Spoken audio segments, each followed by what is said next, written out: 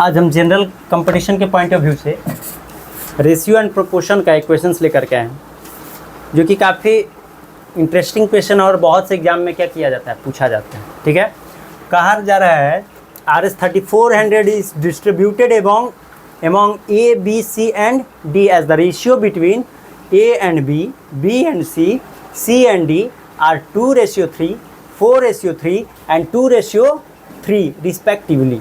ठीक है, find the sum of share B and D। आपको क्या करना है कि शेयर निकालना है कि B और D को अगर 3400 रुपये का 3400 को हम लोगों ने डिस्ट्रीब्यूट किया तो B और D को कितना हिस्सा मिलेगा।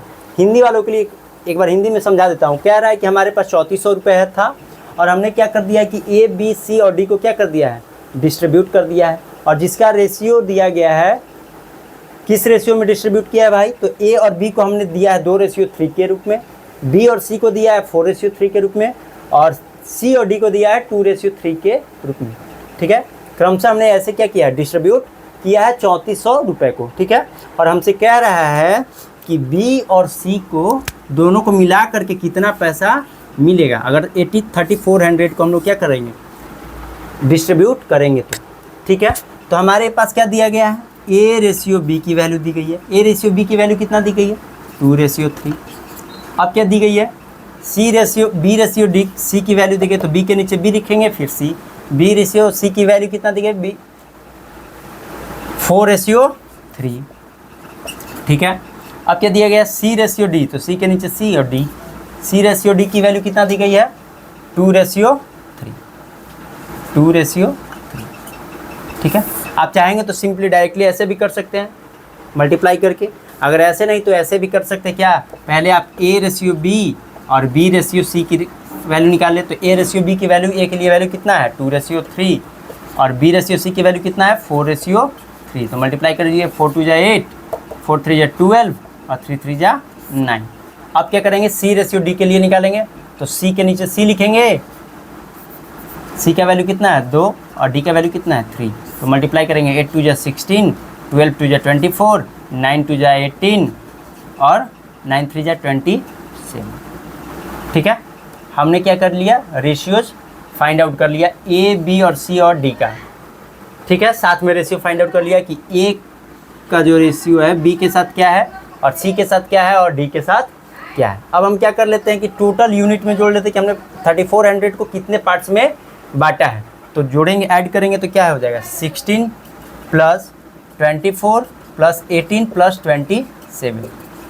तो 7 और 8 15 और 4 कितना हो जाएगा 19 और 6 कितना हो जाएगा 25। इन हैंड कितना 2, तो 2 2 4 4 1 5 5 और 2 7 7 और 1 कितना हो जाएगा 8। 85 पार्ट्स में हमने क्या कर लिया, बांटा है किसको, 3400 को। अब हमसे पूछ रहा है B एंड C का, B एंड D का शेयर क्या है।